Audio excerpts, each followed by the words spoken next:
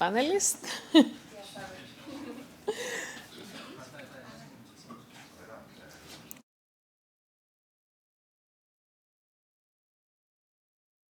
Introduce the next session after our break. It's the first of the two panel discussions we will be having today. The title is Impact and Business Perspectives. And I would like to welcome on the floor my colleague Davide Shingo Usami, who will be moderating this session. Davide, the floor is yours. Thank you, Lila. Thank you, everybody. Hope you can hear me.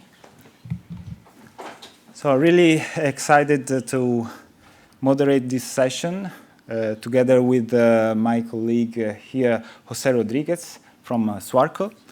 Here we have three panelists. We have Cristina Juárez from CARNET.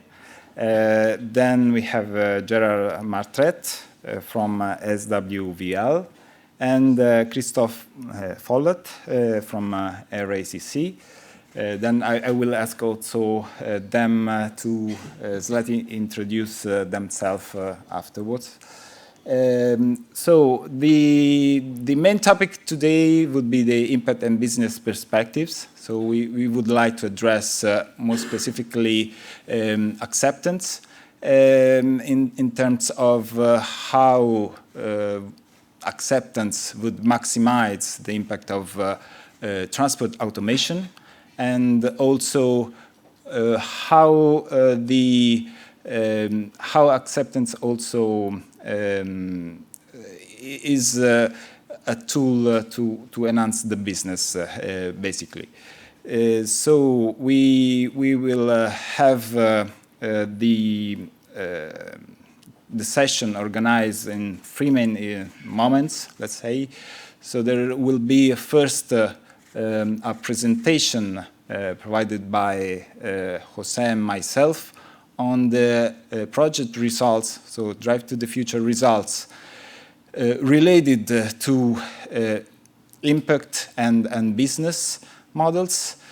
And then there will be a first round of interaction with the panelists, when each of the panelists will be asked to provide that insight according to their expertise and experience related to impact and business acceptance.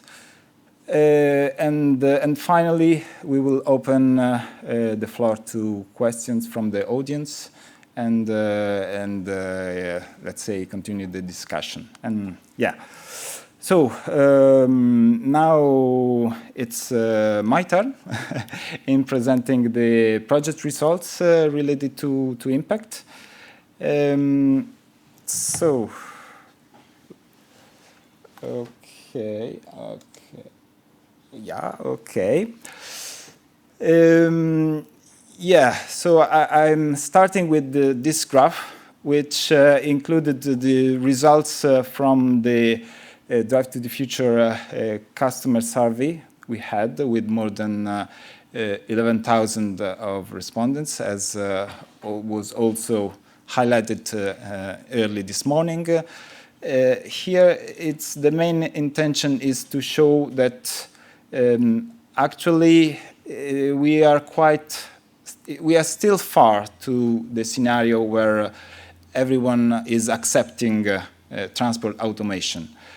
So we observe here that the level of, let's say, no acceptance, so the level of those people thinking that transport automation is not good or not good at all, it's quite high in general in the different countries addressed in the survey.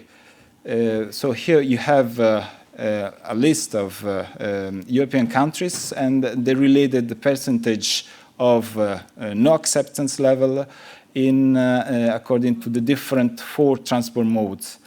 And as you can see, the level of no acceptance is ranging from 10 to like 50% for some cases, like the United Kingdom. And this is changing a little bit in the different countries. So you get also that for rail, for instance, the percentage of acceptance is of no acceptance is lower. So let's say that the rail automation is more accepted by the road by the users, and while for maritime, air, and road transport, those percentages are higher.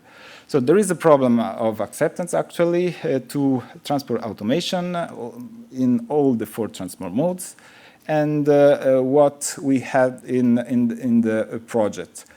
You see in this slide 4 main categories of the solutions provided by the project. So we have training addressing more or less all the transport users, aimed at increasing their knowledge and how to use and how to interact with automated vehicles. Then you see that there is in-vehicle HMI. So here the target would be passenger and let's say the drivers of vehicle. And we have operator HMI. So here the solutions are aimed at enhancing the experience, the interaction of those that would be responsible for monitoring and handling automated vehicles from remotely. And finally, we have what we call eHMI, so external HMI, which address specifically the users of non-automated vehicle or user outside the automated vehicles. And here also we are talking about vulnerable road users, so passengers and cyclists, but also private cars, okay, everything that is not automated. So what we get, we analyze those solutions within the pilots to understand what would be the impact, and more specifically in terms of acceptance. Here we have a focus on external HMI solutions. So we started from these issues related to shuttle buses in particular. So the behavior of current existing automated vehicles, specifically automated shuttle buses, it's quite cautious and conservative, must say. So it means that they have quite slow speed and they are very sensitive. So meaning that if they perceived any possible risk, let's say they act like trying to stop the vehicle. So this is positive for let's say those outside the vehicle. So it's seen as positive. The interaction with the AV is safely perceived as safe from specifically from those non-automated transport users. But on the other hand, it might be quite dangerous, might lead to dangerous situations. With, for example, with the risky overtaking and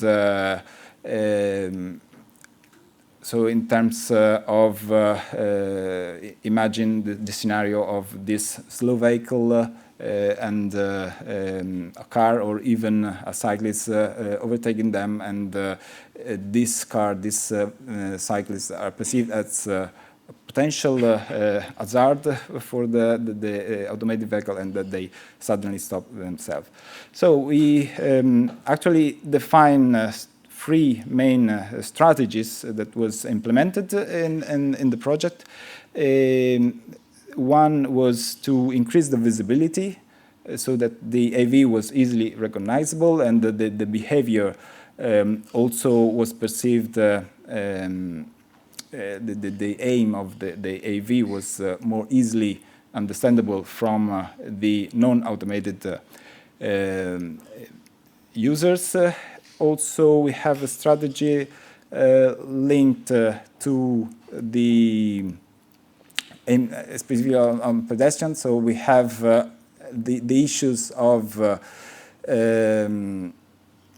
let's say getting in touch with the vehicle and the problem with the automated vehicle is that you don't have any eye contact. So to cope with this issue, we provided in a pilot in Vienna information about the intended behavior of the bus.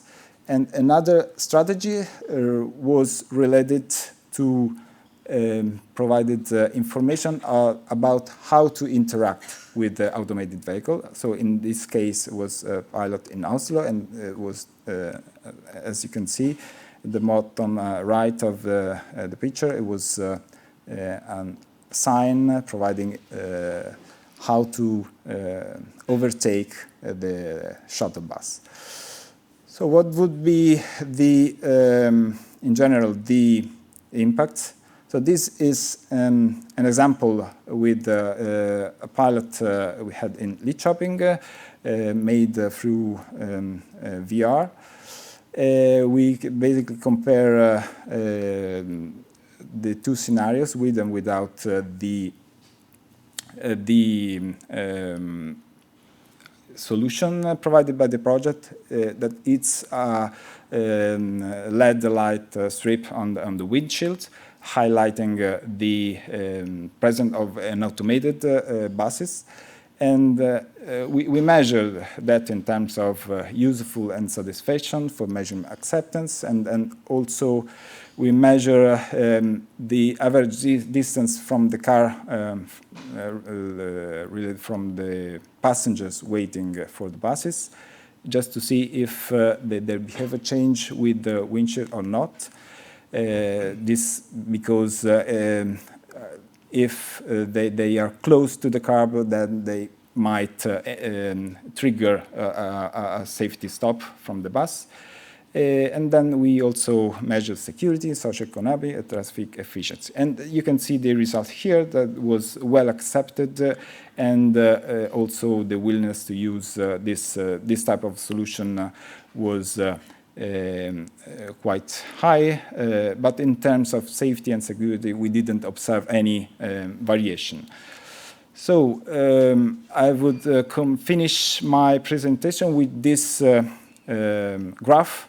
From a simulation, we also have to understand how the penetration rates of automated vehicles affect, in this case, safety. Because here we talk about, let's say, cautious behavior of the buses. And here in this simulation, we assume, let's say, a normal behavior for the automated vehicles. And from the results, you have different demands in the network. It was a simulation made on the road network of the city of Munich. You can see two main findings. One is that before reaching, say, the full presence of automated vehicles on the roads, we have a transition phase which is, let's say, riskier, okay, in terms of number of conflicts. Okay, we measure safety in terms of number of conflicts on the roads.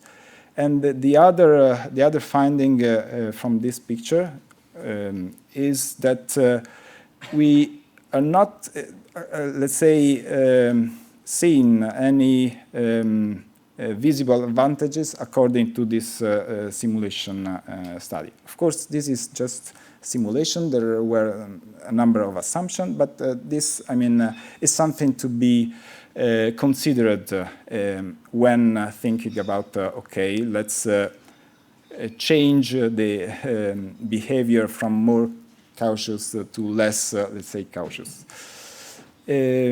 Okay, then I will just end my presentation with this question for you. If you have, for the audience, I mean, if you connect to Menti and enter this code, it's 1675 4197. So you can answer this question. So this was a pilot in Oslo, and where we implemented this eHMI, suggesting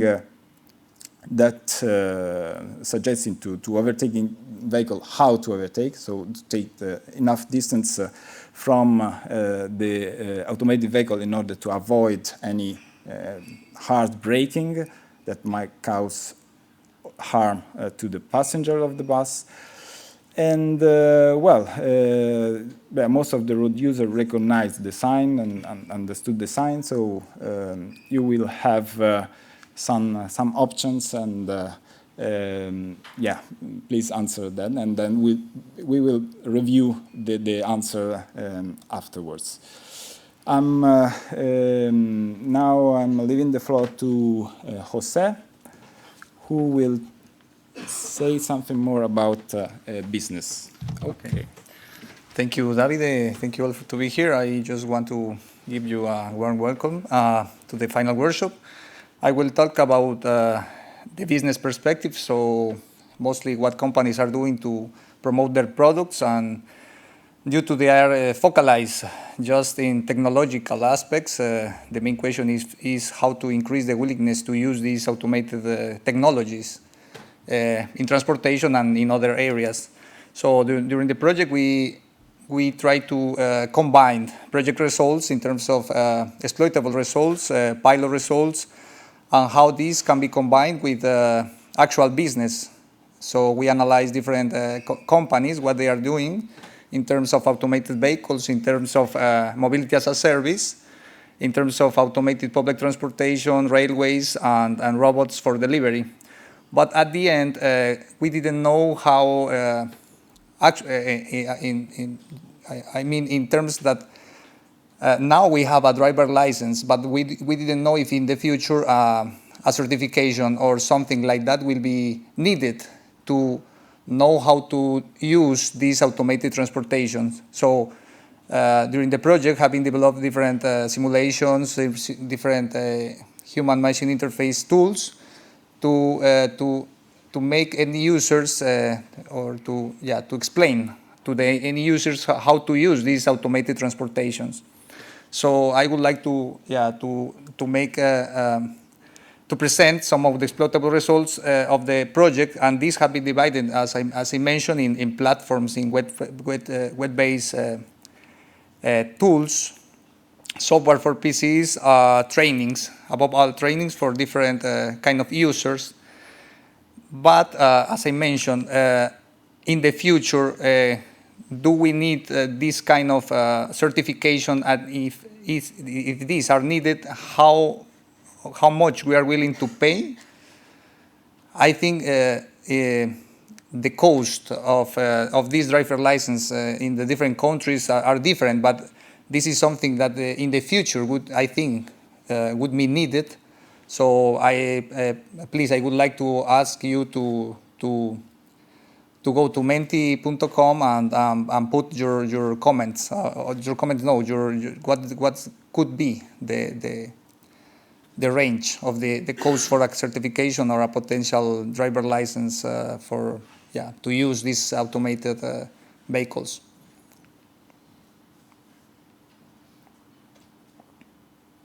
Just an example that to obtain a driver license in Italy the price goes around to 600 and 1,300 euros. So maybe in any of your countries the different vary. So we can discuss afterwards at the end of this presentation the results and discuss with the panelists what they think about this kind of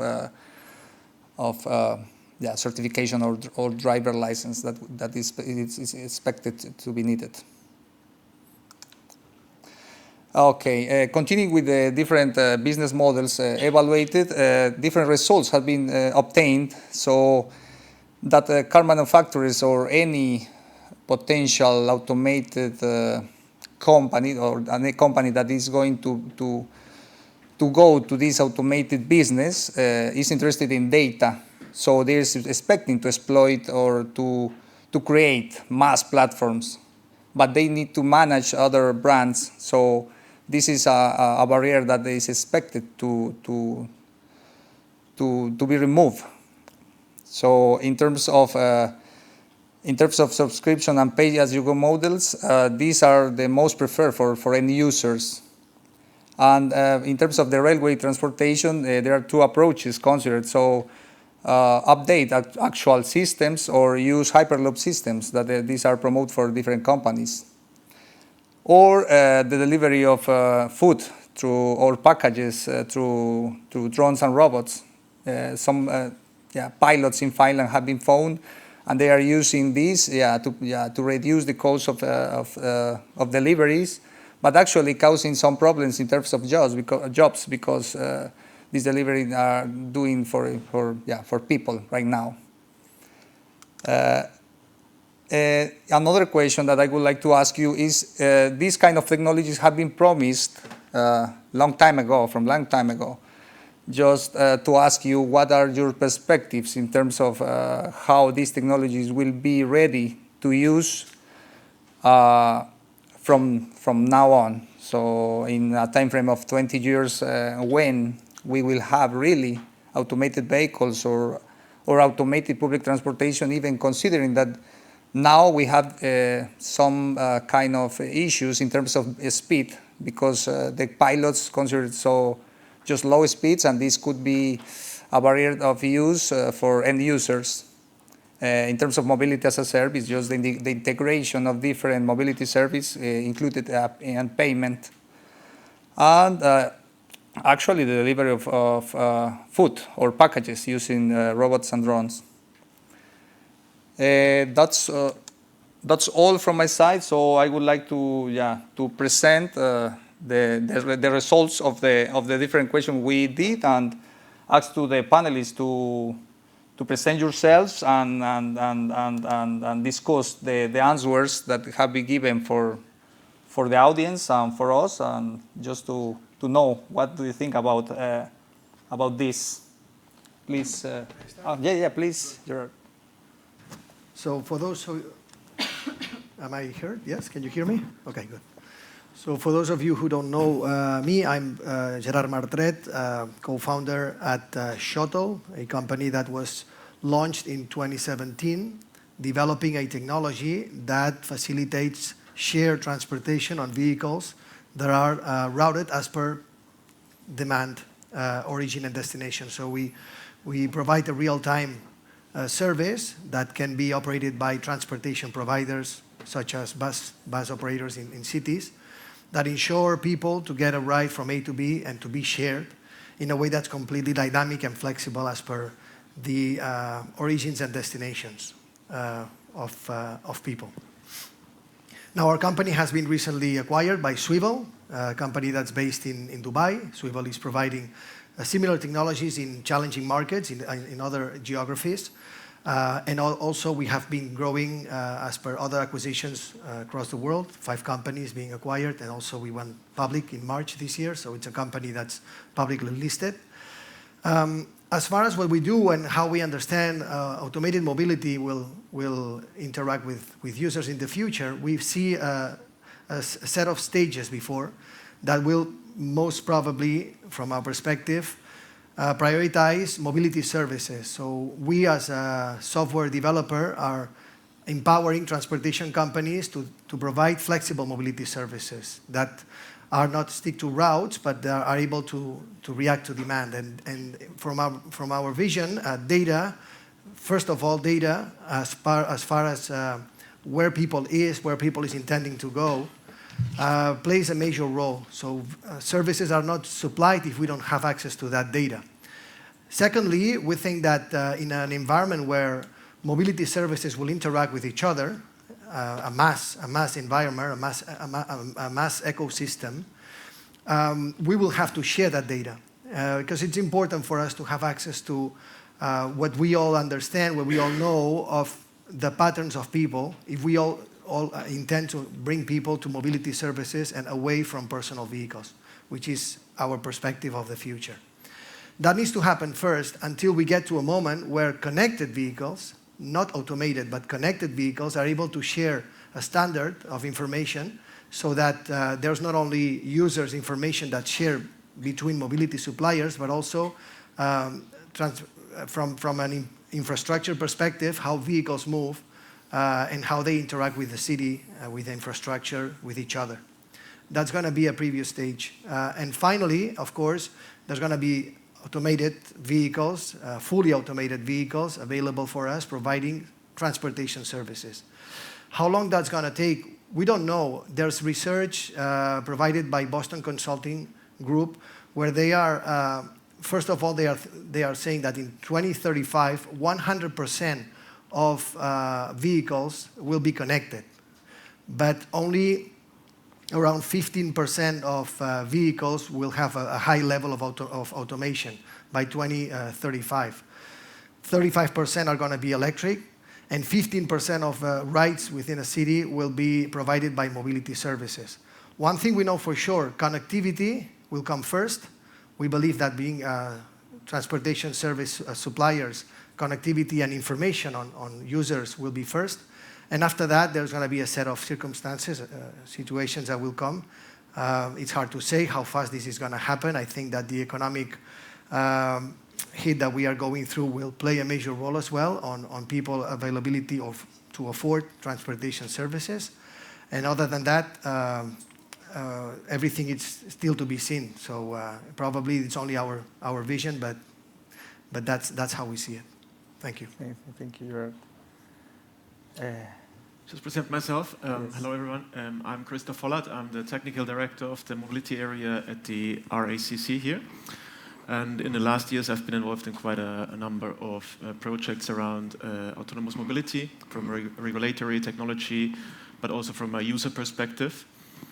And most recently, I've been involved in a project, the sister project maybe of Drive2theFuture. It's called Brave, which also looked at the especially at the acceptance, user acceptance of autonomous mobility, with a particular focus on cars, on passenger cars. So thank you for the presentation. I think it was very dense, a lot of very interesting points. So for me, it was very new. I think for all of you here, new information. So I haven't attended in the morning session. I'm sorry. But I think starting from the acceptance data, I would like to comment on this maybe a little bit. Yes. I think Davide mentioned before there's like this acceptance problem maybe. Yeah. But actually overall, comparing even this data with the data from Brave, I think in Brave we concluded that there was already broadly a pretty good acceptance level across all European countries. And I think now, I don't know which year this survey was conducted, but I think it has improved even a little bit more. I think we already spoke about, broadly speaking, more than 60% across European countries were had a very positive attitude towards autonomous mobility. And I think I saw in most of the countries it was even further, even a bit more. Speaking about acceptance, maybe a little bit, business models, I think we all know the situation. No? We sit in a car, a friend or another person is driving, and we perceive it as very fast, maybe. Very fast, very a little bit reckless, maybe, and we feel a bit uncomfortable, and we think, we get a bit tense, and we ideally would like to get off the vehicle, maybe, if we think we are not feeling comfortable. But actually, if you think about it, in many cases, if we would be the person who would be driving, we would feel much more comfortable, no? Because we are in control, and also we know what's the next decision we would take. So we feel much more comfortable about it. And I think this gap between another one having everything in hand or oneself, I think it's quite a good analogy for autonomous mobility, because it's about creating the trust that's actually missing. And I think much about this trust and acceptance is about predictability of what will happen next. And I think that's a lot you spoke about actually with all the HMI interfaces, and I think it's about both the external ones, the internal ones. I think it's very important that it's very clear, not only what is happening at the moment when you're in the car or when you're outside the car, but actually what will happen. It's like you need to understand, even if you arrive close as a pedestrian, if you arrive close to a road, what will the autonomous vehicle do if I approach it or if I cross the road? And I think this will be able to help a lot, I think. I can talk Just to go. something. Yes, please. Just to comment on that, so I agree with you what you said. So it's control. It's really important with autonomous vehicles. And I was checking on the chart that we are having here, and it was in here they said that in practical terms, that they will be more ready for autonomous vehicles, more than automated public transportation or delivery robots. And if we think about it, we are used that public transportation, we don't control it. So it should be easier that we accept a public transport vehicle that it's an automated vehicle, and also a delivery robot, for example, or drone. It's a whole other thing, drones, but a delivery robot that we don't control. We are not on it, so it shares a space with us, but we don't control. And I think that it's this image, so about control and automated vehicles, and the boats that we have here in Metimeter, it's quite insightful in order to understand this. I think that we, as Gerard said, it's difficult to make a forecast, and there are a lot of hypotheses. And maybe when we think about, and that's just my opinion, when we think about autonomous vehicles and when we are talking about automation, we all directly think about our own vehicles. So we think about we driving an autonomous vehicle and how we will feel, and maybe that's why we think that the technology is more ready for autonomous vehicles, because we are more conscious that this is happening. No, I don't know. I thought that it was interesting for what you're saying, because I completely agree that control is one of the things that it would be more difficult to overcome with the vehicles. And Please I will. Yes, okay. For the other, I don't know if we you have can the other poll. other. It was also interesting, the other results that we have. I will introduce quickly myself, because I didn't introduce myself. Yes, please, Cristina. I just started talking, sorry. Absolutely. It's your turn now. So, okay. So my name is Cristina Juárez. I'm the Chief Innovation Officer at CARNET. CARNET is a foundation. We work with projects and innovation towards future mobility. We were funded by 3 members. One is the university, a technical university located here in Barcelona. The other is Volkswagen Group Innovation. So from within the Volkswagen Group, the branch that it's directed in research and innovation, and the other one is CERTH, that is the Spanish OEM. So now, what I wanted to say, sorry. The other... This one? Or no, the other one, the one on the driving license. Okay, yeah. please, the one with the... Sorry. Okay. Because when you were presenting about the driving license, that's something that also came into my mind a lot of times, discussing this teleoperation and how will this work, and this whole new business model, because it's a whole new way to interact. This one. The question. Yeah. Exactly. So in here, I think that also it's a little bit biased, because we are thinking about, so you are asking here how much are you willing to pay, yes. But when I think about a driving license for autonomous vehicles, I think about professional driving license. Yeah, or a certification. That's okay. That's the question your opinions that we exactly. we need for, yeah. I only thought that was my idea, and I don't know if I could have voted in here, because I always thought, or I had this idea, that when autonomous vehicles are already there, we as individuals, we won't need a driving license per se, so everybody could be user of an autonomous vehicle. As Gerard said, there would be mobility service and connected vehicles, and we can use the different mobility services available. But driving license would be a solely professional driving license, so people that it's in charge of teleoperator operating services and maybe for public transportation and big vehicles like planes, vessels, etc., and ships. But that's also how I imagined that it would come. Yeah, I'm thinking about this, the driving license. I think going to the autonomous vehicle, I think there's a shift also from purely the drivers being involved to the whole society being involved, no? Because everyone starts to interact. If you're in the car, it's not just the driver. We're like maybe the five passengers who are actually interacting with the interfaces with the vehicle, but also everyone else in the public space, no? All the pedestrians. Suddenly they become interactors with this interfaces, which is not the smile or the eye contact of the driver. It's suddenly some technological aspects. And I think this kind of education could start then also consequently from a very young age, because this could be some kind of education at schools, for example, as an example, just not like in this very limited concept of a driving license, but some broader education. Because, I think it's all the society is affected. Okay. Yeah.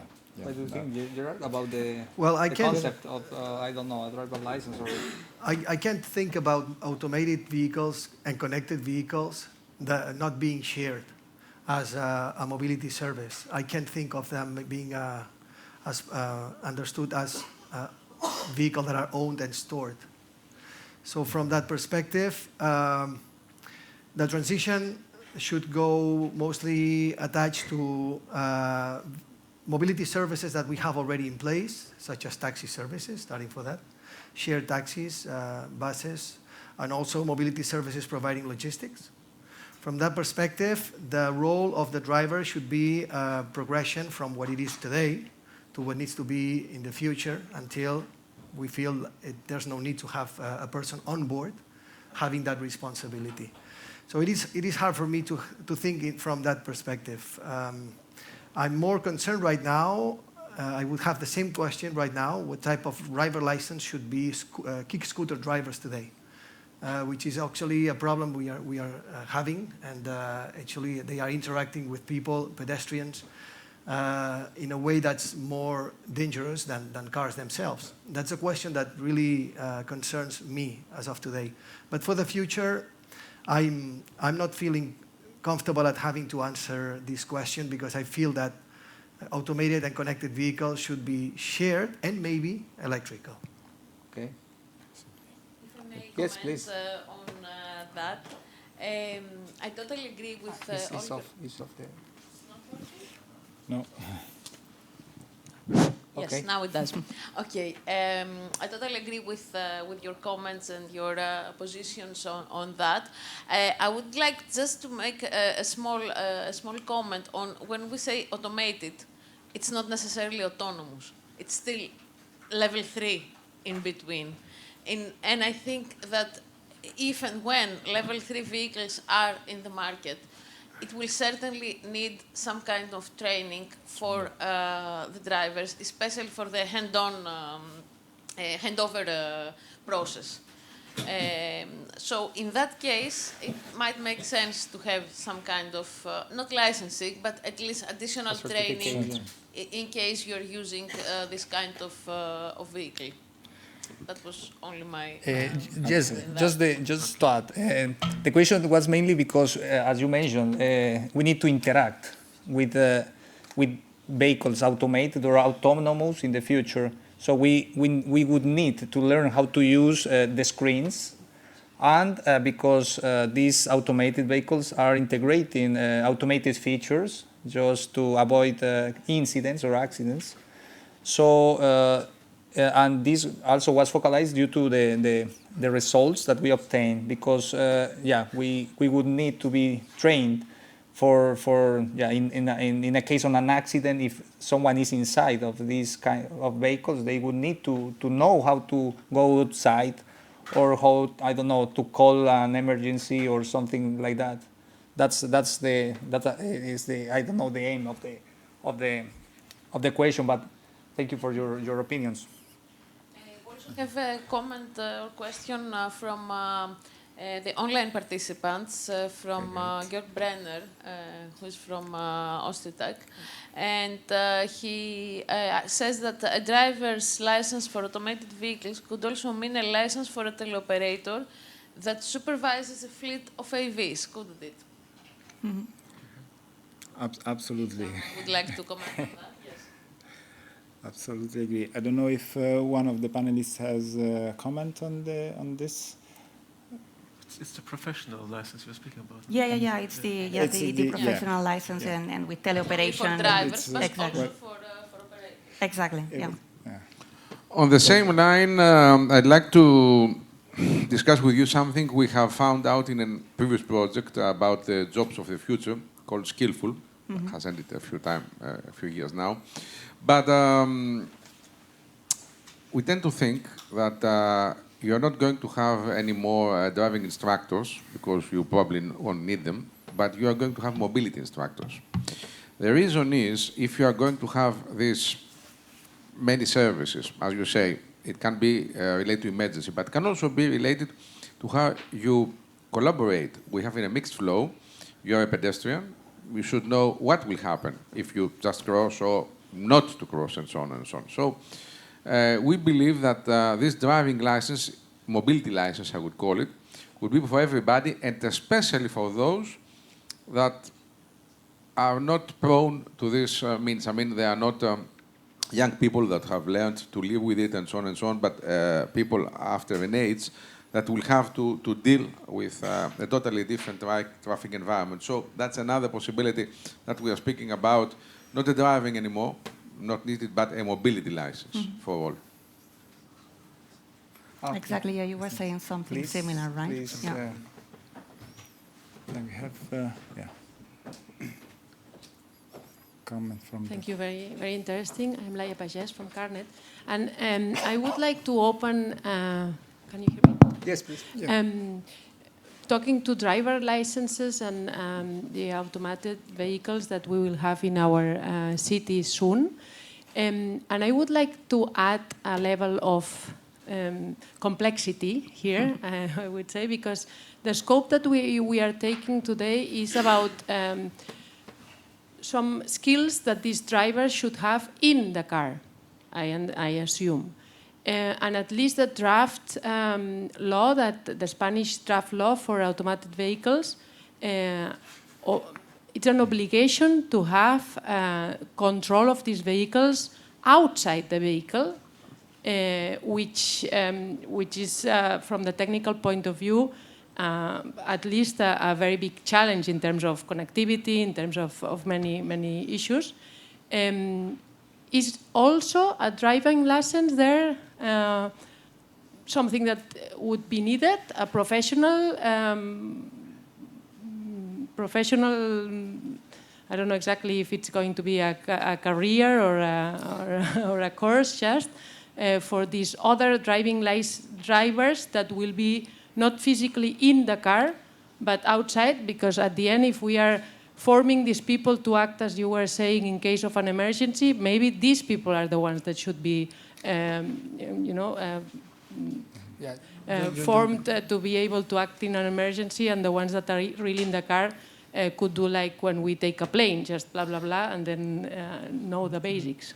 I think that's an important aspect that need to be considered. Remote operation of autonomous or automated vehicles, that's something that need to be considered for that, for a kind of mobility license or something that need to be. Well, and regulation goes in this direction, so it will be a must. So I just wanted to to make this point. Thank you.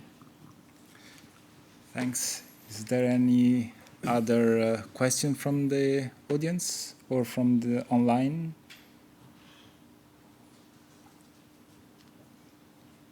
I wanted to add, like, there's a complexity also in this, because as we were saying, there are different stages that will come with the automated vehicles.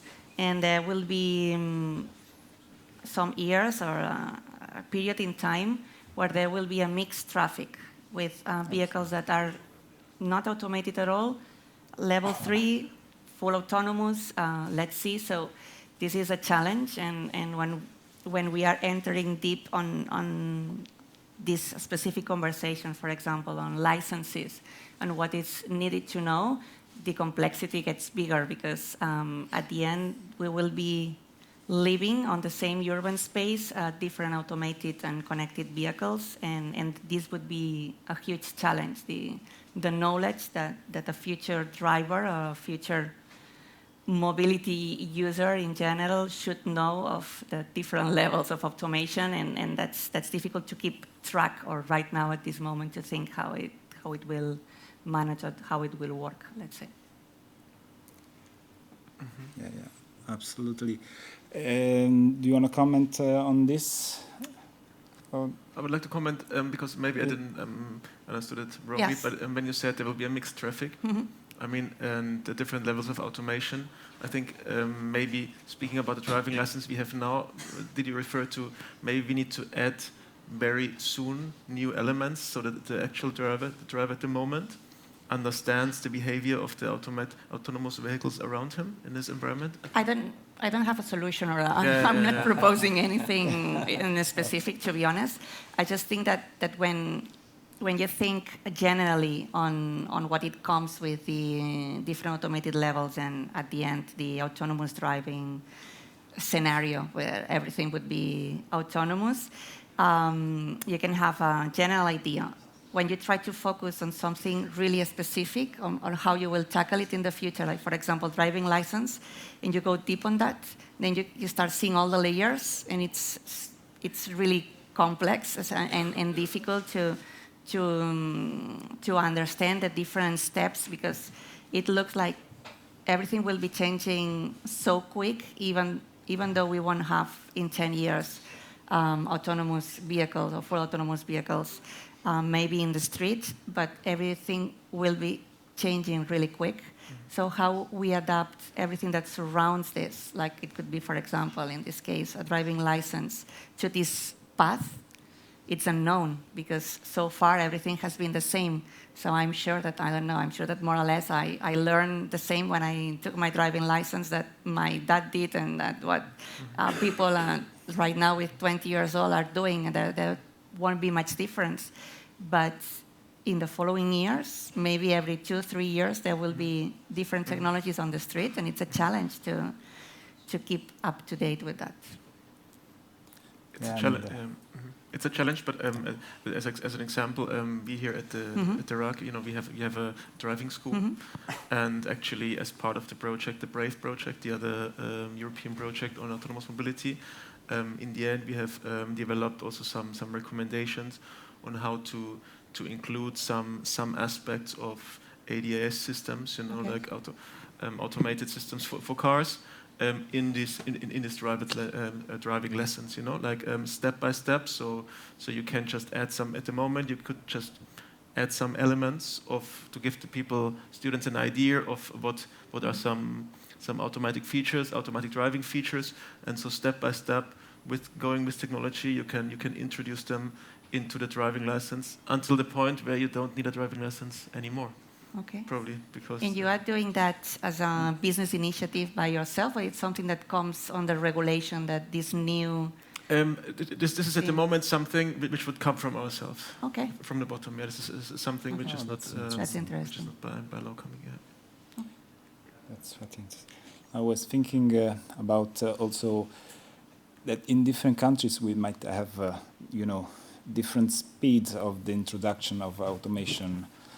So now, when you're moving to a country, more or less, you have the same situation in terms of transport systems. But maybe in the future, we might have going to a country where, my driver license is no more useful, because the level of automation in that country could be quite high, and also I would need to learn quickly how to interact, and that's where probably the HMI solution might fit inside these issues.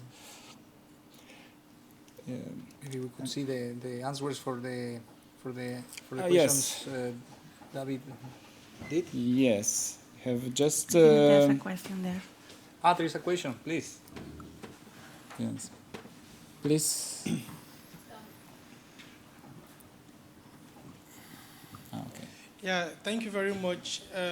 Just as you are talking about the country context and having different transport systems, I would love us to think about this. Maybe you talked about the project of acceptance of automation. Like, we have been dealing with the context of Europe. What about other contexts?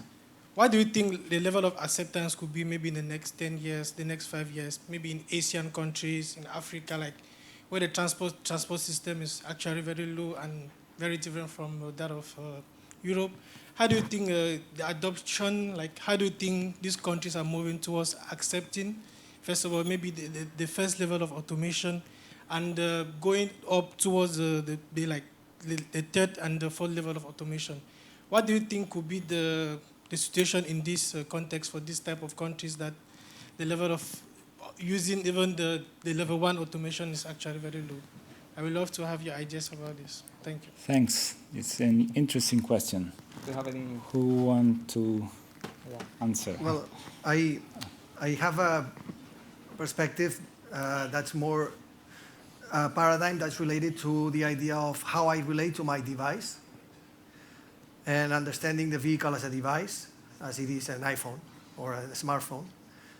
The automation that we actually live with gets recurrent updates that we actually get used to pretty fast. That's how we relate to our devices as of today, thinking of an intelligent smartphone that's updated. When software updates here, it updates on the same day in Kenya, or it updates on the same day in Mexico. It is exactly the same experience that we all have. The result is always an improvement on how we interact with it. It's normally more intuitive. It's easier to work with. And if that's the path that automation has related to the device that, as of today, we understand as a car,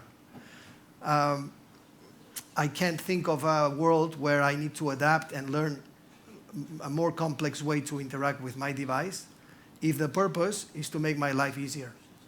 So as much as I'm able to adapt to a new environment when I travel to Australia and drive on the right side of the car and the left side of the road, and as much as I can understand the signs, even if I didn't get a driver's license, I think that's going to be as easy as it is, or even better, because we'll interact with exactly the same, or we're going to have a very similar experience, as those automations will happen universally at the same level. At the end, we are talking about how do I relate to that machine and how that machine is making my life easier.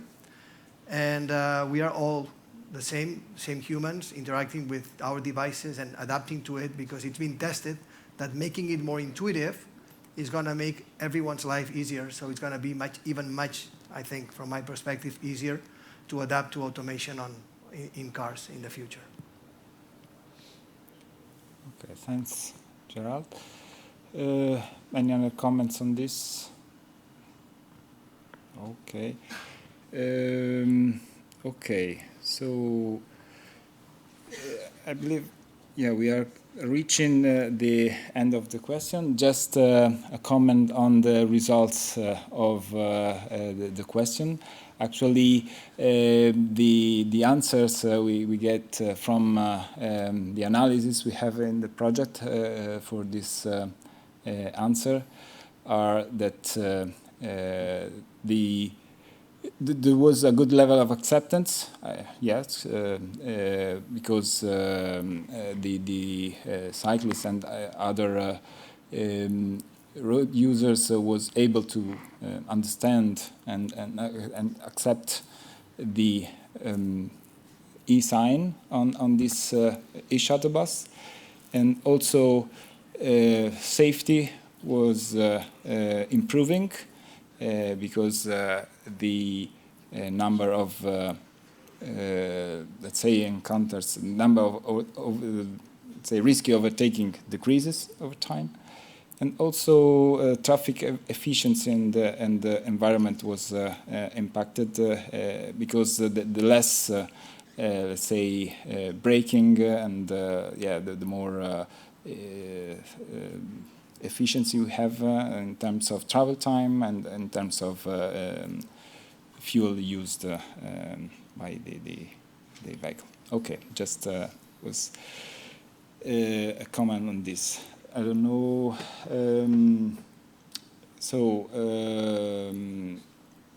We have for a few minutes last. Please, Christoph. Yes.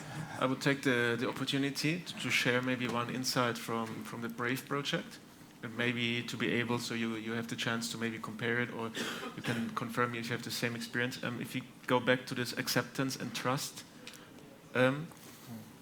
issues, if you want to call it like this, we found in BRAVE that there's actually quite a difference between different segments of society. So the easiest one, we found that male respondents had a much higher level of acceptance towards autonomous mobility than female respondents, for instance, in our initial survey. So just wondering if you had done a similar analysis to understand if there's a difference in different segments of society, and also maybe if you had considered it, or if you think about the interfaces, the HMIs need to be designed not just to bring the acceptance level generally up, but also with a focus on really different segments of society to leave nobody behind. And just maybe even keep this in mind, sharing this, and maybe building on the two projects, we can maybe go ahead and take this into account when we consider it relevant. Absolutely, thanks, Christoph. We actually considered the different segments in the society, so and the different target users of the HMI. But of course, it's a route to this. So by saying that, would like to close this interest. Okay. Yes. Just to say that in the HMI we have a full activity on HMI personalization. We personalize the HMI based on specific requirements. For example, for people that are elderly and not IT experienced, also for some people with disabilities. And obviously, this is just the start. You can personalize it much more, and we have also some algorithms to personalize based on actual behavior, so monitoring the user and looking at errors or preferences. So indeed, we do believe this is one of the lines you have to go, not only for the acceptance, as you rightly said, but also for the safe use and the optimal use. Absolutely right. Thanks. Thanks, Angelos. I would like to thank the panelists here. Thanks a lot for being here and contributed to this session, and also to the audience and those who are online. Thanks also to José here. Thanks a lot for participating, and okay, we are looking for the next session. Okay. Thank you. Thank you.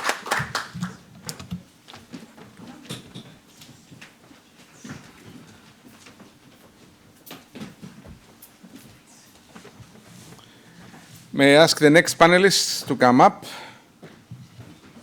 Michele, Celestino, Laia, David, and Lesley.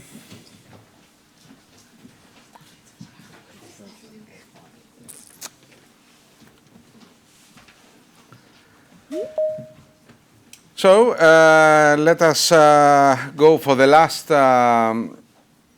panel for today. And we have with us Michele Tozzi from UITP. We have Lila Gaitanidou, okay, they are both at my back. Celestino Sánchez from EURNEX, the Association of Rail Research in Europe. Laia Pagès, okay, from CARNET. You heard before, CARNET is a collaboration between the industry and the university here. in Barcelona, David Ertl from FIA, and Lesley-Ann Mathis from Fraunhofer IAO. So we have a mix of people representing associations, but also many representing the research part. And the issue is about the guidelines and the roadmap. We will introduce the issue first with a short presentation by Michele on the guidelines and then by Lila on the roadmaps, so as to start the discussion and what are the next steps. So I kindly ask Michele, the floor is yours. Thank you, Angelos. So as an intro, an input to the discussion, I'm going to share a few examples of the guidelines that we are in the process of delivering based on the extensive work done by Drive2theFuture on social acceptance. Who are the main targets of these guidelines are OEMs, so industry and suppliers actively involved in the AV market, but also mobility operators, public and private authorities, decision makers, and of course the research world, which is represented by many stakeholders in this consortium. And our technical guidelines will be then integrated by policy recommendations to address challenges and opportunity when it comes to social acceptance of AV. What is the general objective we would like to achieve? Basically, provide industry and researcher with knowledge and a few key principles when it comes to the design of functional concept on AV, and also provide knowledge and evidence on how training and in general experience of AV can educate future drivers, passengers, and everyone who will share the road with automated vehicles. And we will conclude with the policy recommendation to help decision makers in this shift. Now, just to give you an idea, here you can see the main thematic areas the guidelines will cover. So just an example, if we look at design and functional concepts of AV, we will try to focus on internal and external solutions, design and installations of those solutions, the behavior of the system, information principles, and how these informations are displayed, and also accessibility and inclusion, which is a domain where AV are supposed to really make a difference, how it was presented this morning by Professor Charlton from the Monash University. Now, finally, a few examples of these guidelines, right? So the first one is on a topic that we have been already discussing also in the previous session, and it's really something that the project has deeply developed, which is external HMI. Based on the observations of the project pilots, it's evident that the clear external identification of AV can increase the confidence that the users have of the AV. And this will increase the safety of the interactions and reduce emergency brakes and eventually reduce dangerous situations, increase comfort and traffic efficiency, or traffic flow efficiency. So based on the different observations and pilots on this topic, we can come up with a few key points that the external HMI should cover.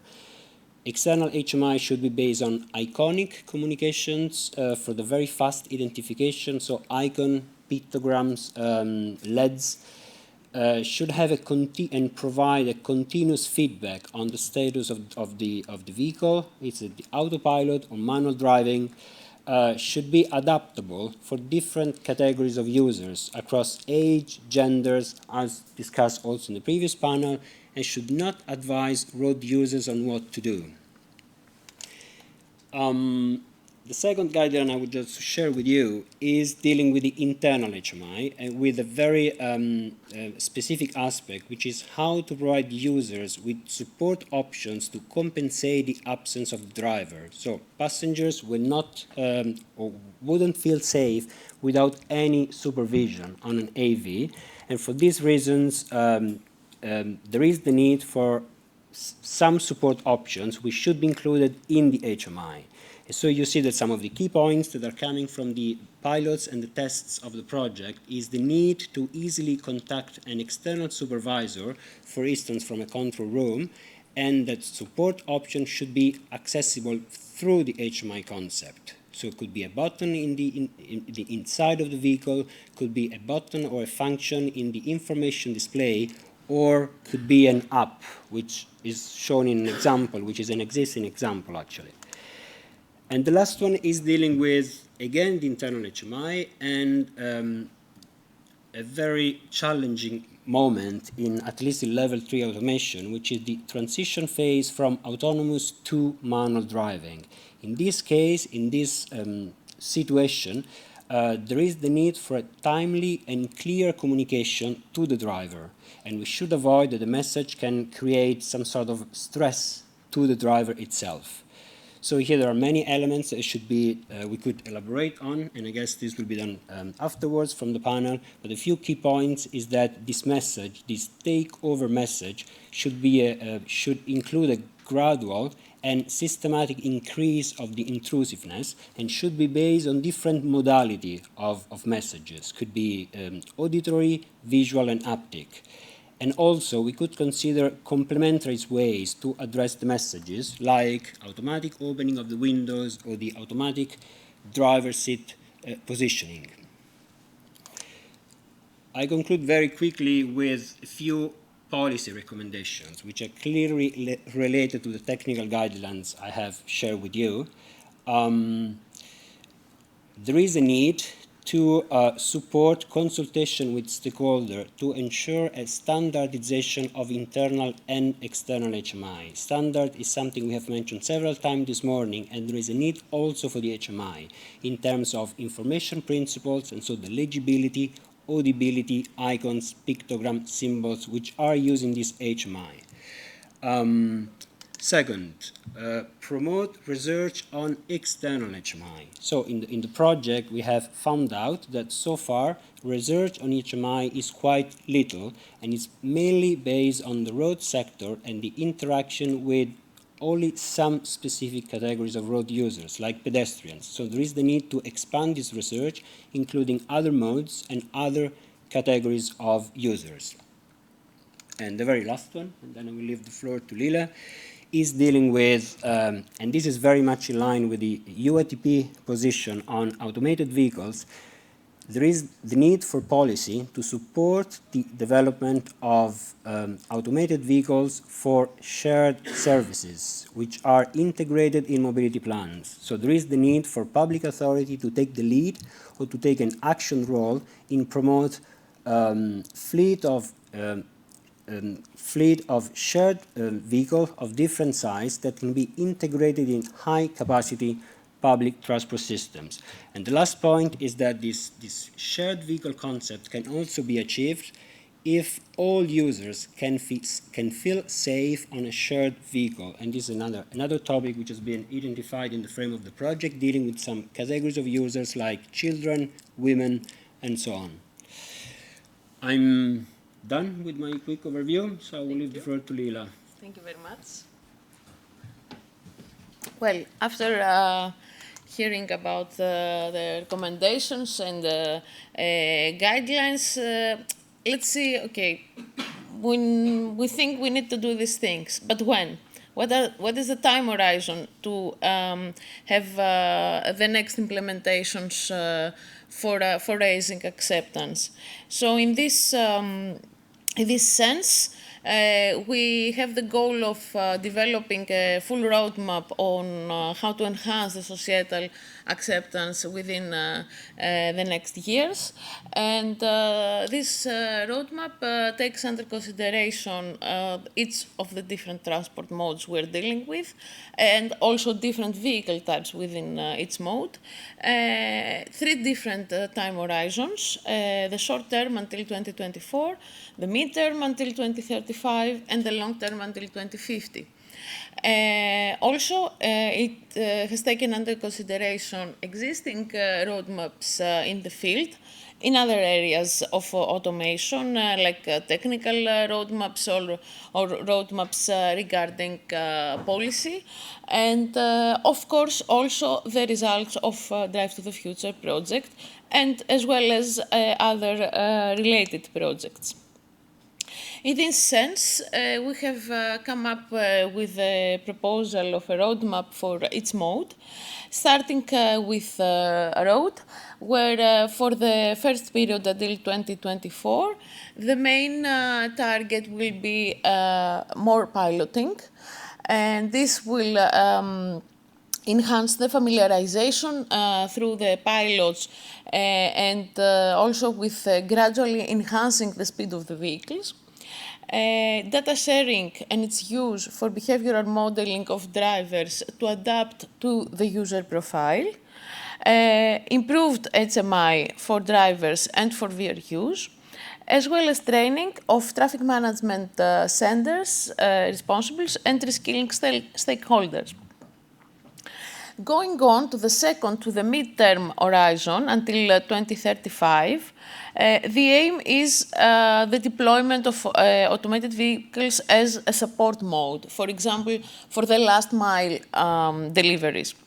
So, in this context, a complex situation and also mixed flows in real traffic should be considered.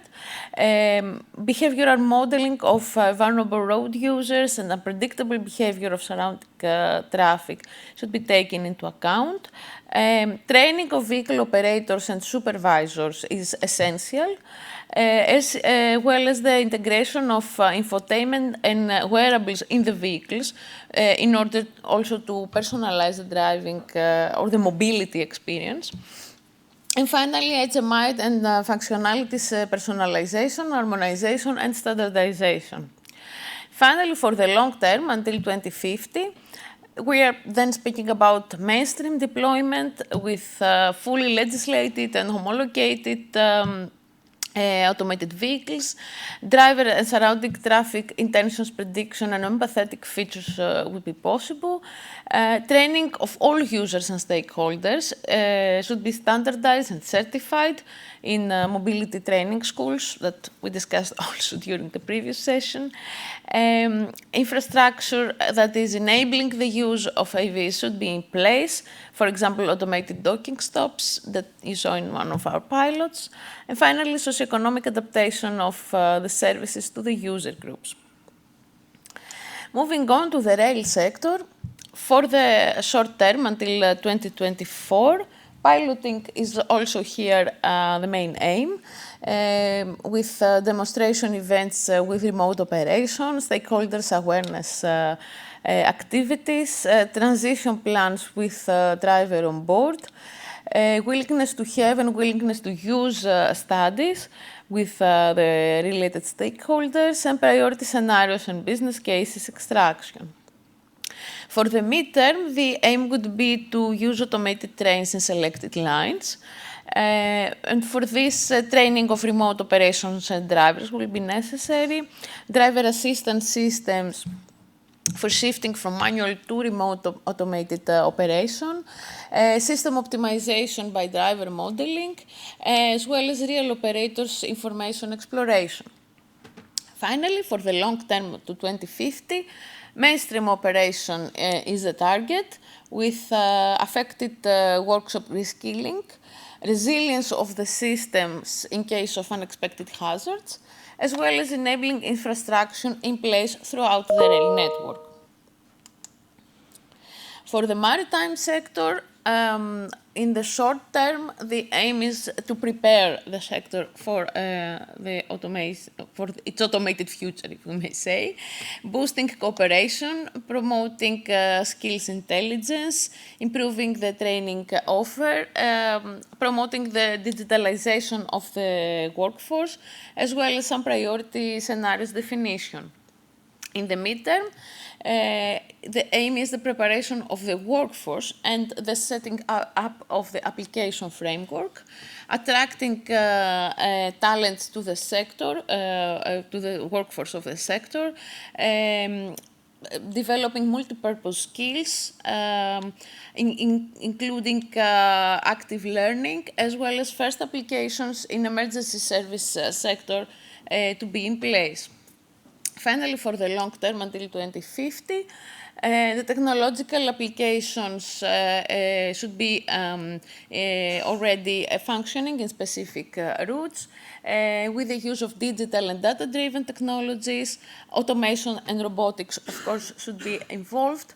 The transversal skills within the training offer. Work-based learning is an essential part as well. And finally, enabling harbor and operation centers should be available. Finally, for the air sector, addressing mainly UAVs, unmanned aerial vehicles, until 2024, for the short term, the framework preparation is the target. Setting the legal framework, defining priority use cases and business cases, training drone operators, creating awareness in the general public, as well as optimizing the HMI for the operation, including the handover of remote operation to manual to autonomous flying. Secondly, for the midterm until 2035, urban air mobility, mainly for goods, is targeted to be in place for dedicated routes. This will involve enabling urban infrastructure preparation, remote centers establishment, as well as trust creation by pilots using on specific use cases routes, for example, from to the airport to from the city center. Finally, for the long term until 2050, urban air mobility from passengers and goods is targeted to be mainstreamed, including resilience plans and systems, swarming fleets, multi-type use with intermediate separation, as well as cost-efficient optimization of the applications. This is all from my side regarding the roadmap, and I will hand over to Dr. Bekiaris for coordinating the discussion with our panelists. Thank you. Thank you very much. So, guidelines first. A very famous historian, Spengler, said that what we learn from history is that we don't learn anything from history. It's true also for guidelines. It's been over 20 years now that one, not European, one very big OEM, introduced to its vehicles a system for driver drowsiness countermeasures. So when the driver would be drowsy and the car would go nearly to the limit of the road or get out, it was a strong counter-steering to the steering wheel. Several people died before it was abandoned in the market, but if they have read the guidelines of the projects we had then, they would know from our tests that this is not the right thing to do when somebody is already drowsy, because if you are drowsy, you are not concerned what is happening. You see that the car is going one way, automatically you go the other way, and that is bad. So guidelines are there. There are many good guidelines from research. Unfortunately, many of them are not used or don't even reach the industry. And this is the first question here. To my panelists, can you help us? Would the industry get this information? Do you have any ways to get it to them? Would they hear us? What else could we do about guidelines? And I start from EURNEX and saying, what about the rail, which is a very, very conservative, as we all know, industry with a huge inertia, can only compare to the air industry. And what is our chance? Do you think we could get some guidelines to them before we get the first derailment of an autonomous rail system? Yeah, thank you very much for the invitation. I think that I got the hard question.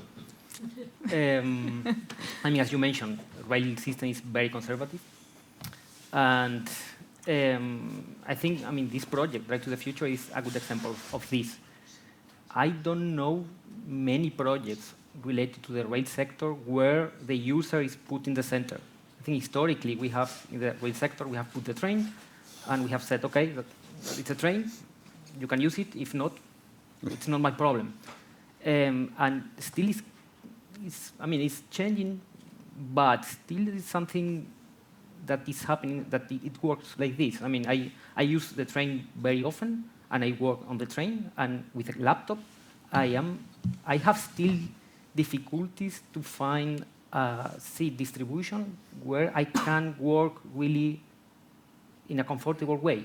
And you know, I mean, that is not, it's not that difficult, no, I imagine. So I think that is a very good example of this problem. I mean, we are not talking even about guidelines, no? We are talking about something technical. But going maybe a little bit deeper into the guidelines. I mean, there are different, I think there is a major, I mean, there are several differences, of course, with the road sector, but one of them is the stakeholders in the rail sector are quite different. You have the industry, you have the operators, and in the last decade, you have also the infrastructure manager. They have very often different interests. Sometimes they are the same, but when within the sector, some guidelines are elaborated, there are also some fights. I mean, of course, in our sector as well. But in the end, there are some compromises that avoid that that the process goes faster.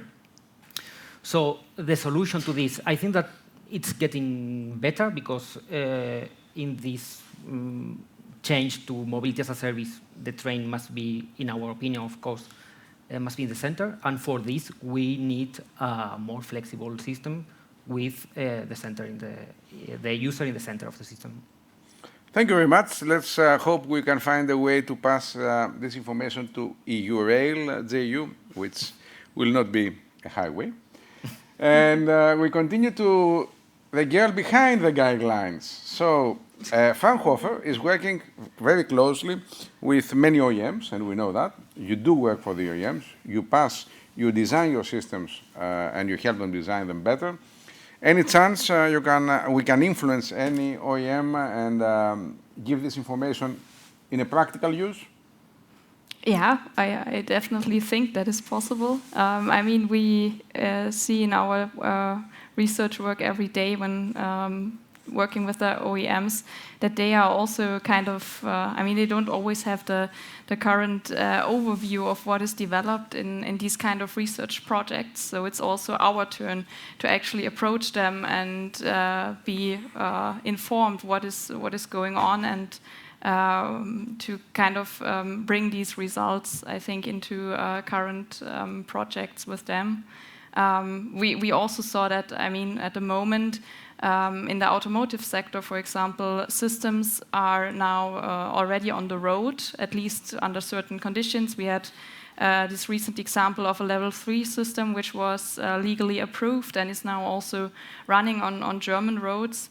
So, but there, of course, there's a lack of corresponding guidelines or some kind of, updated guidelines that reach out to this kind of systems.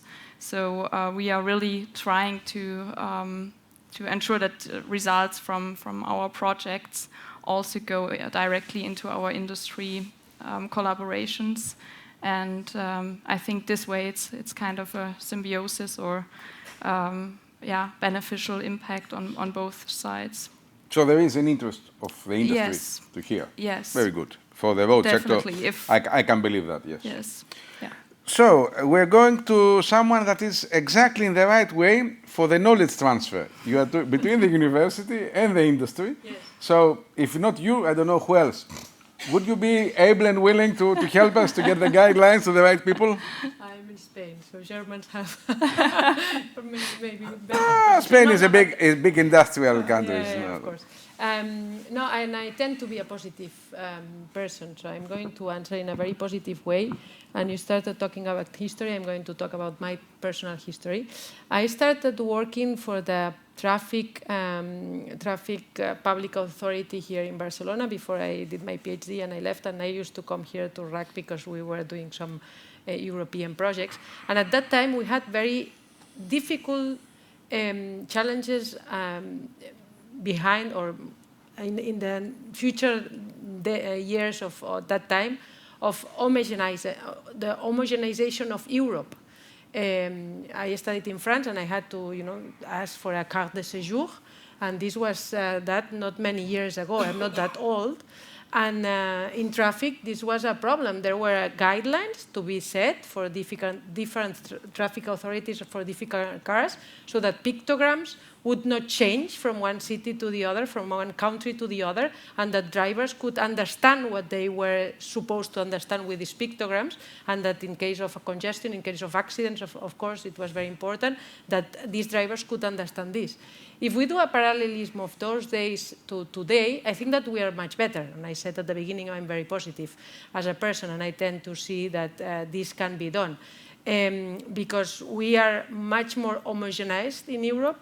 There specifically for this topic, a public-private partnership needs to be done in a very serious way, and we do have structures that can move in this direction that were not so well set, let's say, back then, and we finally, we can drive all over Europe, and at least now my kids don't have any problems to understand everything that they see anywhere in Europe. And this is done thank you to that research that I suppose that Fraunhofer started many years ago, and it went to the public entities and to the public operators and freeway companies. So we have to do the same process, but I think that the starting point is much better now because these bridges are much more connected than they were at the beginning. So I am convinced that these guidelines, these ones that have been done in this project Drive to the Future, and other ones can be a very, very good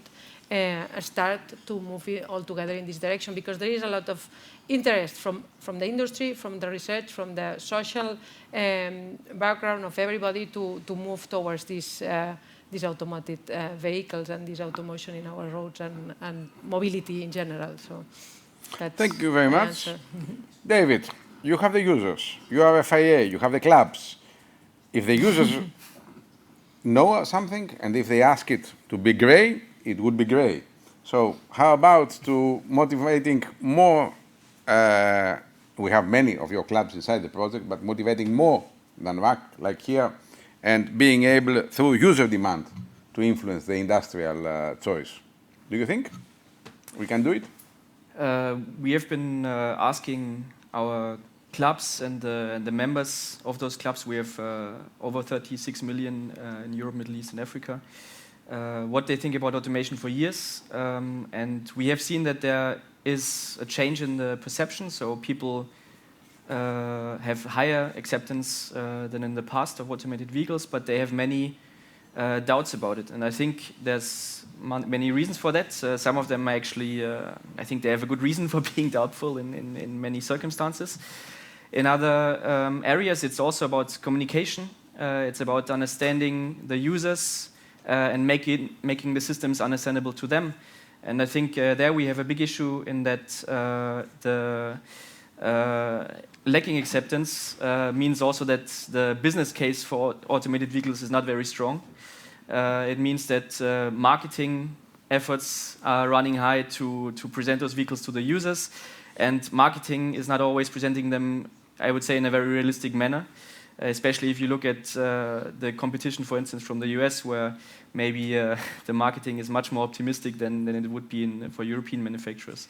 And I think this is really crucial for the users. We need to give them realistic information about those vehicles. We need to train them. We, of course, need to adapt the systems themselves. And we need to listen to them. And I think that's why projects like this are absolutely invaluable, because we actually need to put people in those vehicles and test the systems with them to really understand how we can improve them. So for that, I think those guidelines are absolutely important. Thanks. Michele, we don't forget you because you are there. And you have also, I would say, a pivoting organization, a key organization, in order to, microphone please here, in order to influence the public transport operators. As we've heard, they will be probably in the first wave of automation. So some of these guidelines are very relevant to actually automating public transport, automating the first wave. What are you going to do as UITP? How are you going to convince them to bring it to them? Well, we are doing our bits, our part here. As you know, we are involved together in several research projects and in 2022, so exactly this year, we have launched new transversal working group in UITP, including all committees, all kind of stakeholders. So the industries, the operators, the authorities are part of this group. And we are discussing issues like what we are discussing today. So the easiest way would be certainly to bring the guidelines produced in this project to our members. But since you were mentioning industries, which are a big part of our memberships, there was something which was presented by Lila in the roadmaps, which I think is very interesting. It's a critical issue for industries, mainly for from the bus side of the industry, which is having clear homologation rules when it comes to a new technology, a new kind of vehicles. Bus industries are already dealing with several legislation and rules. Think about, for instance, emission standards, and it's clear that when this new technology comes, it's difficult for them to think about putting in production standard 12-meter autonomous buses if clear homologation rules are not yet there. So just wanted to add this element to the discussion. Thanks a lot. You added the standardization part, and you can give the microphone to Lila. Lila, one way to go forward and to influence things and get the guidelines working is the SICAM Association. I believe they have already asked our project results to be presented in one or the other way. And we should not forget that actually Cluster 1 of SICAM is led by UITP and Cluster 6 by VTI, our partners. If not, we are in many others as well. And of course, I'm the national representative in SICAM of Greece, and we are a member of SHIT. So what about SICAM? What are the next steps to bring it there? Well, our results are very relevant to the SICAM objectives, and this is, of course, not random, because we follow the SICAM requirements, and many of our deliverables will be shared with them in order to contribute to their next steps. And also in terms of the roadmap, as SICAM is focusing mostly on the technical part of what is going to happen next, we would like to contribute to that through the aspect of acceptance and the aspect of the user in this process towards achieving the full automation, or at least the highest penetration of automation in the following years in the roads, and not only the roads, in all means of transport. Okay. So don't forget, we need to send it to SICAM in many different ways and through many different channels. Let me go directly to the second part, and then at the end we will, of course, ask the audience for questions, which is roadmaps. When I was younger, not young, I'm still young, younger, at 1995, it was the hype of electric vehicles. So I believed that electric vehicles are around the corner. Next year, my new car will be electric. Well, it took another 30 years, to be honest. So here's the big question, and it's not only a question about cars that we usually have, it's about all transport modes. Yes, there are several steps to get the technology there, to get the acceptance there, to get legislation and standardization and homologation there. But, and we had some interesting insight from Boston Consulting, which I know and to which I agree quite a lot. But what do you think?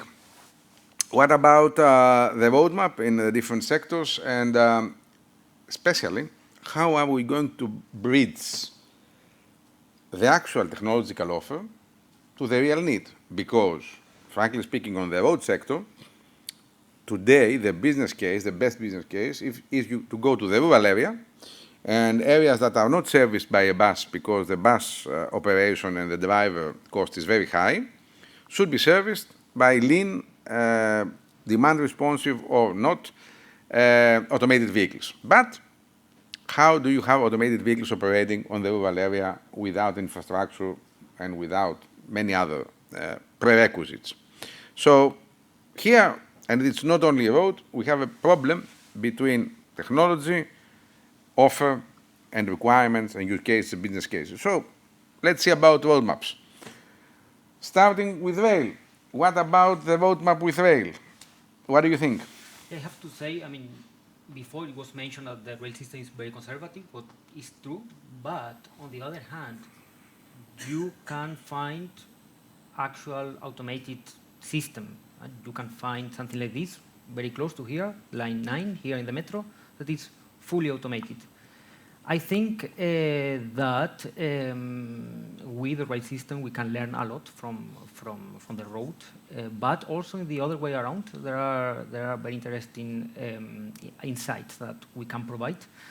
It's clear that the complexity of the system, of a metro system, is different because it's a closed system, but still that is actually not new. That is there are more than 1,000 kilometers of automated metro lines. So I think that is something that must be considered for the future, no? for the preparation of guidelines and how to prepare the system and the user for other automated mode of transport. Very good. I go to you, Lesley, and I ask you, how soon do you think would the first users get to automation? And the first users for me can be, for example, Fraunhofer. Why not having your delivery by automated vehicles, be it whether people or especially goods? You have Fraunhofer IAO, next to you is IPA. Are Harald Dangelmeier and Harald Wildeboer and Manfred Dangelmeier, are they going to get on the road the first automated vehicles to you? What do you think? Yeah, that's actually a very good question. Actually, one of the most often asked questions when we have visitors at the institute, it's always the question, when will the first automated car arrive? Well, actually it's already there because since we closely have a close connection to the university in our town, there's now an autonomous shuttle bus running on the university campus, also transporting, of course, colleagues and students along the campus area. So we kind of get the vision how it could look like in I don't know, a few years. However, I still see a lot of challenges, what we need to do in this first phase now as presented in the roadmap by Lila, because now we introduce level 2, level 3 systems in the car, and I often see the challenge that users are very confused about their role, what they are responsible for or what not, and I guess this is something we really need to address now and in the next few years, so that systems are introduced in a way that users can actually feel still safe and feel in control by being prepared and knowing how to react before we can even think of the next steps of really the autonomous cars that of level 5, for example, that I really enter it and I trust it to bring me safely to my destination. So, thanks. So you go back and tell them they have a mandate to bring it closer to you to prove that your products, we have to consume our products. If we don't use it, then who? Yes. Laia, you are next to the industry, and we know the Volkswagen Group, for example, has had and is having a lot of projects on automation, especially on the highway, but not only. How do you feel? How do you feel with our roadmaps? How do you feel with this? Well, and I'm proudly saying that we are part of these autonomous vehicle projects that they are financing, because we do have 2 prototypes that were designed, produced and piloted in real cities in CARNET for last mile deliveries, and this is fully automatic and it's working. So I feel that the industry is moving quite quick forward. There are all these adaptations and this acceptance that we as engineers tend to think that are not important, and in this case are very, very important, because as you said, if nobody consumes it, especially us, who is going to consume it? But in terms of roadmap, I have a theory. Maybe it's not very technically based, but I have at least the feeling that this eruption of fully automatic vehicles is going to come first in mile deliveries or in last mile deliveries, and actually this is something that we saw what you presented today, than in passenger, except for some very specific environments such as pilots in universities or highly educated environments. Because the acceptance, and it's not a technological issue, it's an acceptance, at least myself, I have a higher acceptance to put packets in an autonomous vehicle than my kids or my man or myself. And this is going to impulse, together with regulation, of course, because last mile is city, etc., and there are other stoppers. It is going to impulse this inclusion of these systems at a very different speed that we saw in your roadmap. So we agree. Thank you. Thank you. David, are you going to be jobless in the future? Because you have, as FIA, the drivers. If they are not driving, if the cars are autonomous and they are set in mass, what will happen to FIA? Do you think is there a danger, or it is for the next generation, for your son probably?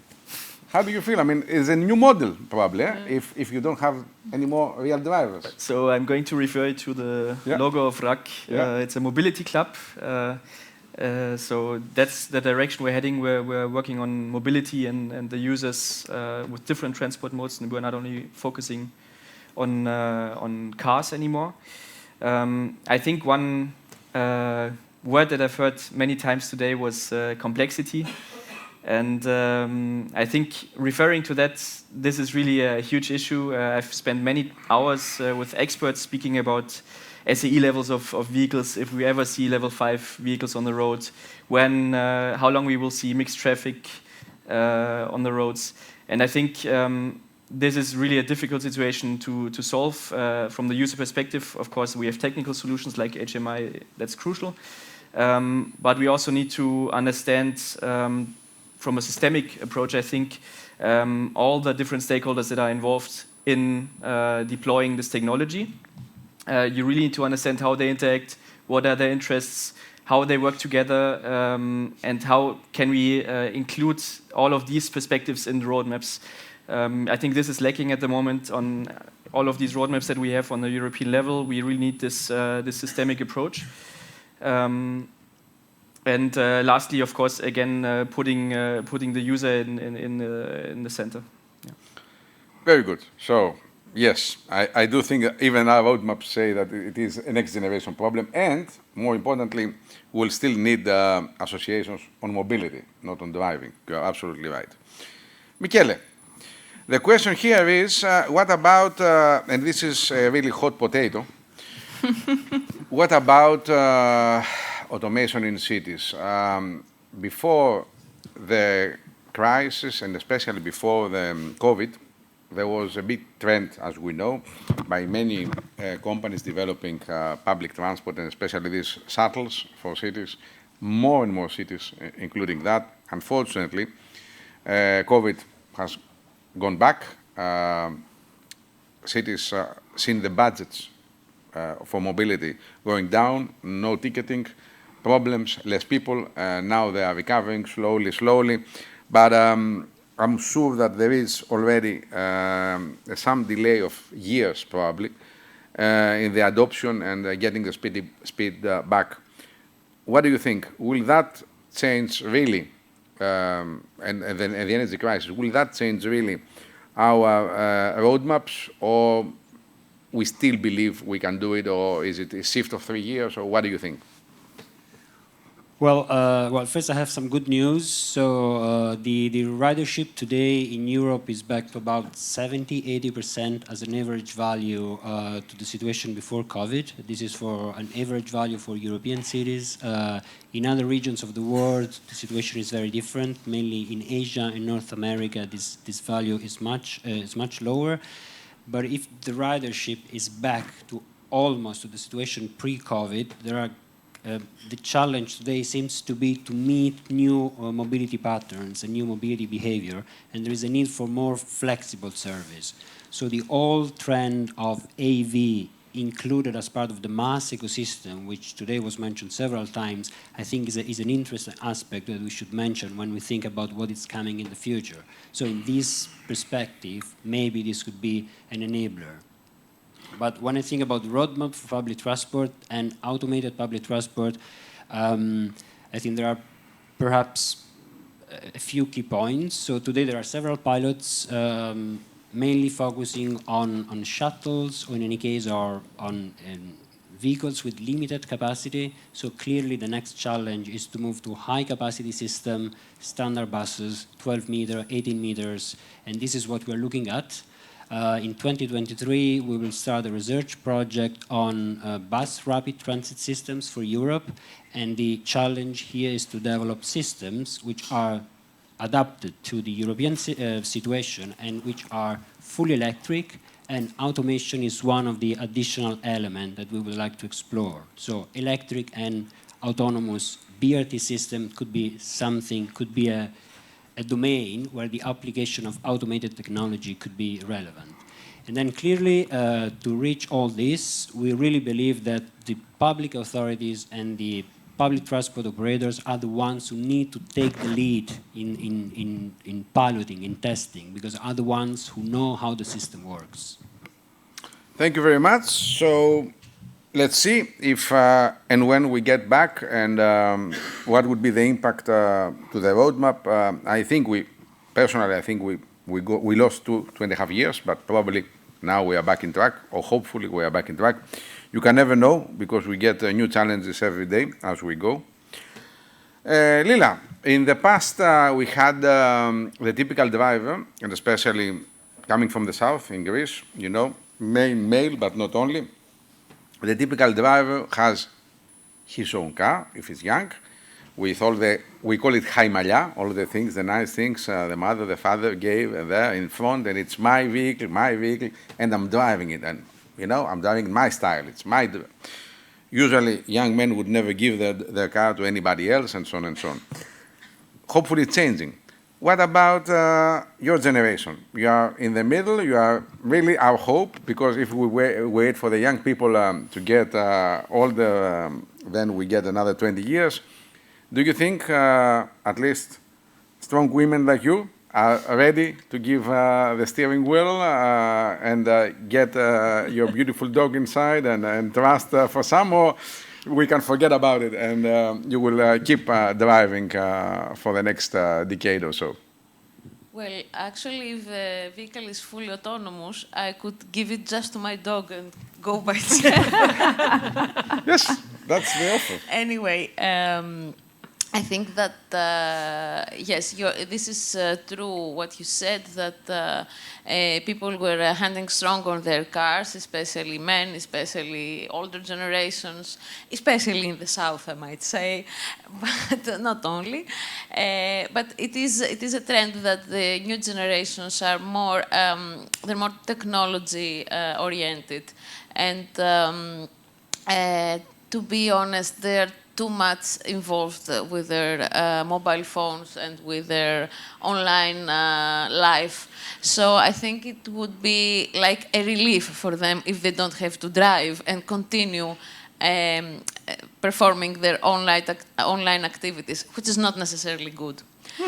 However, I think that we are in an intermediate, I would say, phase where people still want to drive, but they like, I mean, it's the level 2 phase. They like the help and the assistance systems that are now being introduced in the vehicles, and they like that they are assisting them in their driving task. At the beginning, it's a bit annoying because we're not used to it. And nobody is trained when they buy a car with ACC or with lane change assist or whatever. At the beginning, it might be a bit weird. But I think that customization with these technologies and their smooth and gradual integration could lead to a greater acceptance and willingness to use and have such vehicles. Thanks a lot. It's time now to open the floor for any questions from the audience, from you, or the telematic audience. If not, I have many more questions and remarks, don't worry. We're not going to end earlier. So even if you are hungry and you want to close, please tell me if you have any remarks or questions.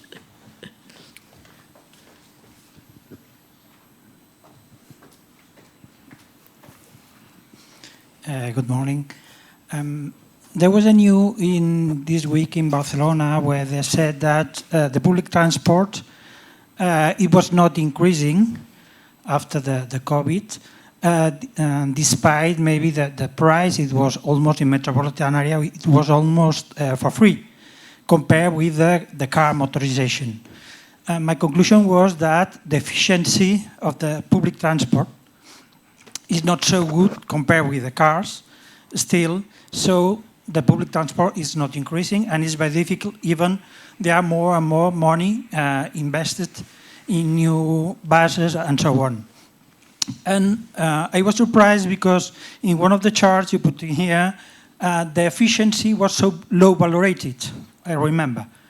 And my question is, don't you think that maybe it could be very important trying to make understand or demonstrate that the automated system could be more efficient for the cities, for the metropolitan areas, for a driver that when they have to stop driving by itself, but they have to give the control to a car, it could be an efficiency for the whole system. Because if you know that maybe you think you are going slow, but in general you finally arrive before, is much better, no? So I think could be it's a question, but also a reflection. I think it should be very important to make understand that the efficiency of this system is going to be better for the city in terms of not only on contamination, but also in congestion and so on. And maybe there are not much effort on this. Maybe there's an effort on the acceptance of the person, but not as a whole society or city. You're absolutely right. From my point of view, I'd like to say that the efficiency you have seen, which is, there is an impact on efficiency, but small, is because we speak about mixed flows. In mixed flows, unfortunately, and especially if the automated part is a small part of it, the efficiency is rising, but not extremely high. If we have a really automated flow, obviously the efficiency would grow exponentially, as you rightly say. So we have to take that into account. Any other comment on efficiency? Yeah, I think you bring up a really important point in that when we write those roadmaps, we need to think about the actual goals that we want to achieve, not just getting those cars on the road, but really, do we want to improve road safety? Do we improve the environment, for instance? Do we want to improve inclusive mobility? And I think it's a very important point to really ask yourself, is this really going to happen? For instance, we learned that people might actually be using more automated vehicles than public transport in a recent study. We learned that there might be more urban sprawl from automated vehicles. At the same time, of course, you might have road safety benefits. But I think these questions are crucial to ask yourself.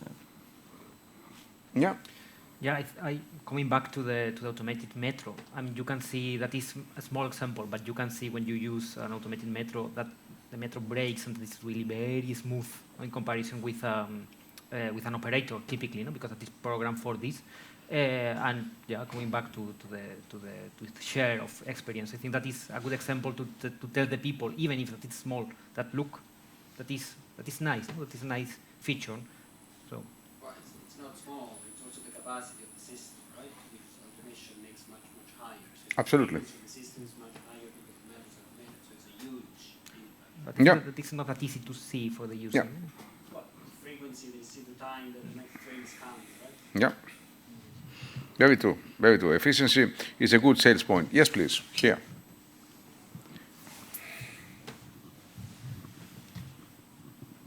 Yes, again, on the same question, coming back to the metro example, I would like also to point out that if we put the automated metro on the tracks, it needs also to be reliable, because if not, the acceptance and acceptability will decrease.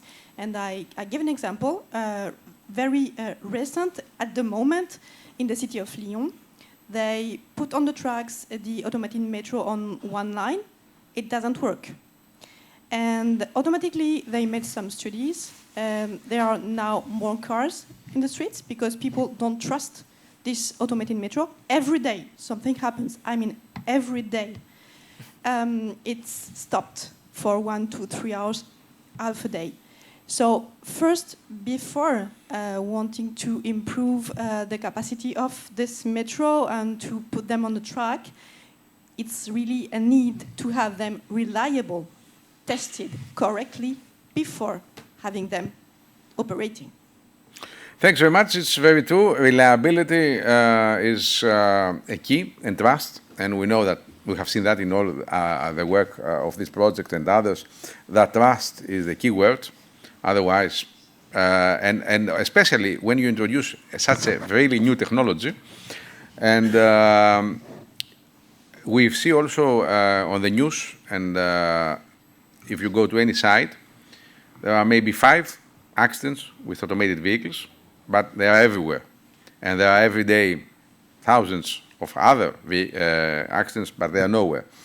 But this means that, of course, at the beginning, to build trust, it's a big issue. I think we have to take that as an important outcome, that building trust probably should be one of the horizontal actions. And thank you very much, Lucille, for that. So, if you don't have anything else, I will let you with one question. I'm not going to answer it. We're not going to try to answer it. First, because we don't have the time. Second, because I want to get a debate and get emails after that, not to forget us, and to try. So, in CITS, in ADAS, in cars, because of the sensors of the car and so on, they came initially on the top luxury cars. So, when we developed, for example, a blind spot mirror in 2001, we have seen it first coming to the top category cars as an extra, and then it came standard with them, and now it is, you can find it as an extra at least in all new cars, or nearly all new cars, and more. And it's basically because of the price that you go from the luxury to the other. The question is, what about automated cars? Will we start with the luxury cars? Or because maybe the luxury car drivers might not want that, we are going to start from another part of the market? And this is the low, the middle, the family.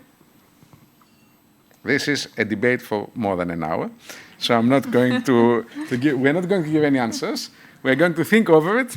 And at least those that are here and are going to have a lunch can discuss it over lunch. Thank you very much. We have to close, especially because we have a lunch here. And we hope you have back there at home or at the business. And we need to close the total event. Thank you very much for all that stayed with us up to now.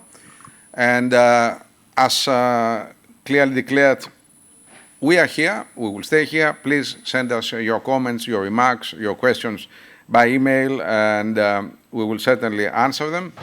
And please look in the next weeks for our deliverables on the website to get them, to download them, to learn more about the tools and the guidelines and the roadmaps and all the rest you've heard today. Thank you very much. Bye-bye from us. Bye-bye, Andrew. Annabella, good to hear from you.